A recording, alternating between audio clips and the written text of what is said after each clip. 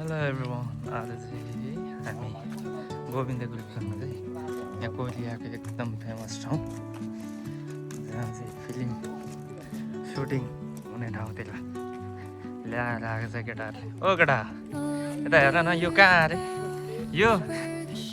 यो ठाउँको नाम चाहिँ के अरे? लु भन त केटा।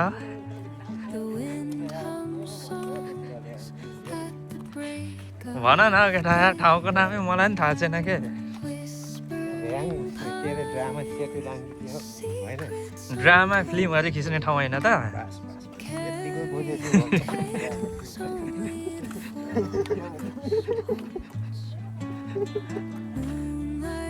ओ बाले यता हेर है। फेरि पछाडिदेखि केटी पनि लगेर हिँड्दो रहेछ केटाहरू, तिनजनाले एउटा केटी भनेर भन्दा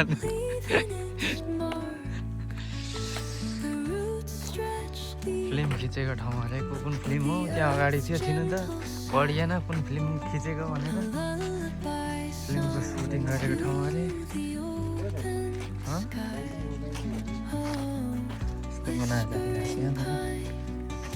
पढ्न त आइहाल्छ, तर अर्थ चाहिँ के हो शब्दको भन्ने कुरो चाहिँ ल्याउनु चाहिँ अलिकति ठाउँ त राम्रो राम्रो रहेछ होइन?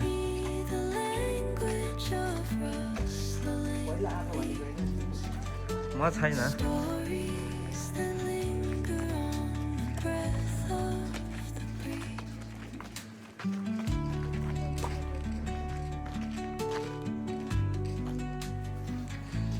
स्टिक चाहिँ लिएर आउनु पर्ने रहेछ।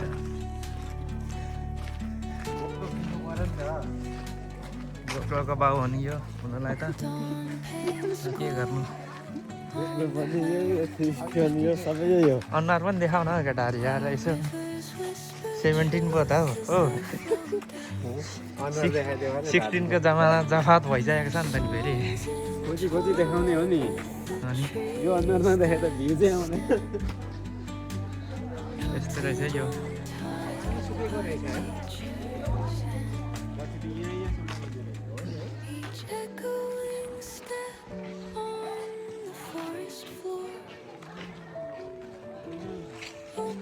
राम्रो त, थोरै सानो ठाउँ भए पनि राम्रो रहेछ काम चाहिँ।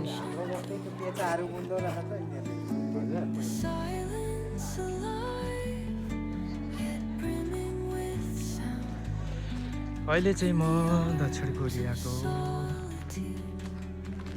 यो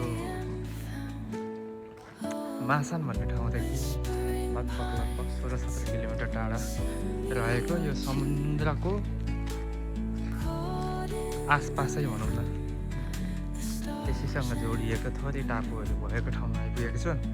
यहाँ चाहिँ विशेष गरी धेरै कोरियन ड्रामा तथा फिल्महरूको सुटिङ हुने गर्छ।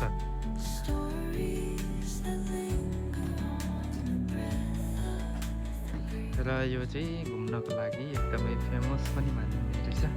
त्यही भएर यहाँनिर मान्छेहरूको घुम्नेहरूको घुइँचो पनि निकै नै देखियो।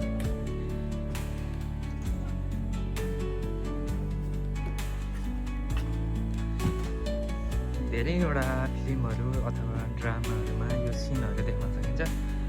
राम्रो रहेछ यो। अहिले पानी अलिकति घटेर रहेछ, अलिक पछाडि पानी बढे पछाडि चाहिँ यहाँ अलिक मुनतिरसम्म नै आउने रहेछ। यस्तो बनाएको रहेछ है। विदेशी तथा स्वदेशी पर्यटकहरूको लागि घुम्नको लागि आकर्षण बनाइएको रहेछ। यो चाहिँ अलिकति खुला क्षेत्र पनि छोडिदिएको रहेछ। फिल्मलाई मात्र मध्यनजर होइन कि पर्यटकहरूलाई पनि यहाँनिर आएर फोटो खिच्न, भिडियो बनाउनको लागि चाहिँ सहज होस् भनेर सबैलाई खुला छोडिदिएको रहेछ। देख्न सक्नुहुनेछ विभिन्न पुराना ढाँचाका घरहरू।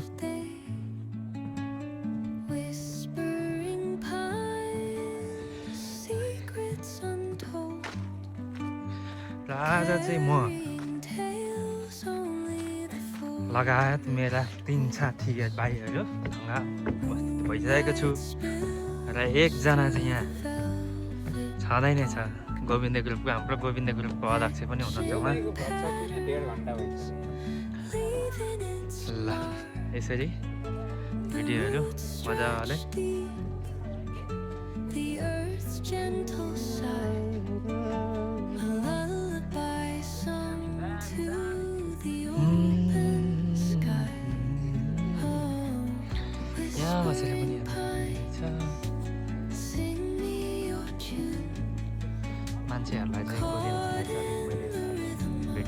बाहिरै राखिरहेको छु किनकि अलिकति राम्रो मान्दैन नि त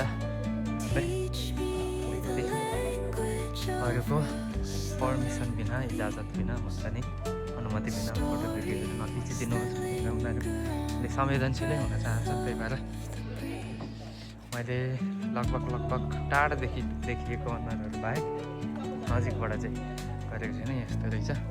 फोटो बनाउनु निषेध त छैन नै होला, भिडियो फोटोहरू यो देखिने रहेछ। दामी दामी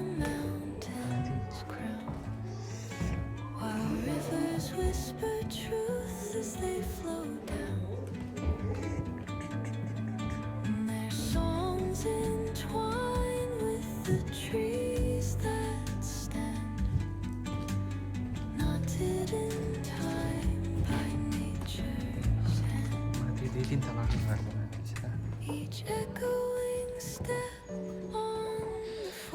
देख्न सक्नुहुनेछ यहाँनिर अगाडि ताल जस्तो देखिने रहेछ यहाँदेखि चाहिँ। तर यो धेरै घुमेको समुद्रको धेरै सानो सानो चोसोहरू आएको ठाउँ रहेछ।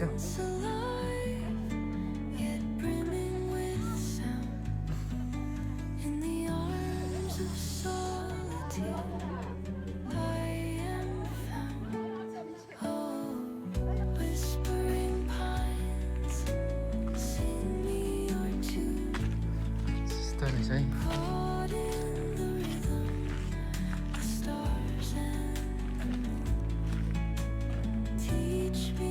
पुरानो गोरियाको गरासी हात तेलहरू रहेछ।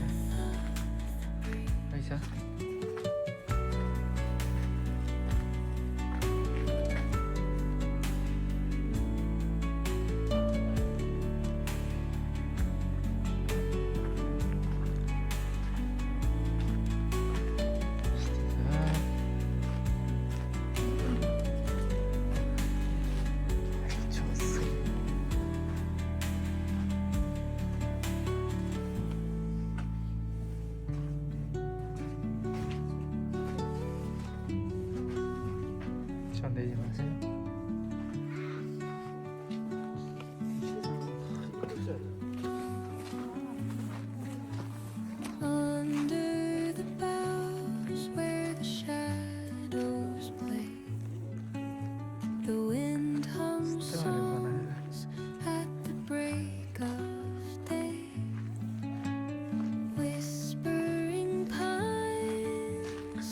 नेपालमा जस्तै कोरिया पनि पहिला घरहरू यस्तै टाढे घरहरू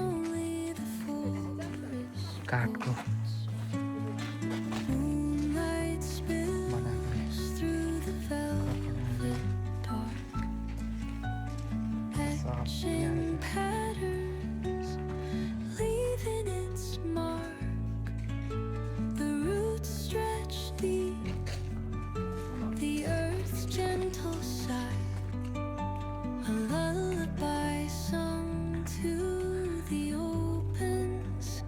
आज गएको ठाउँ चाहिँ घुमेको ठाउँ भनौँ न, यही सुटिङ भएकोहरू अथवा ड्रामा सुटिङ भएकोहरू ठाउँ रहेछ।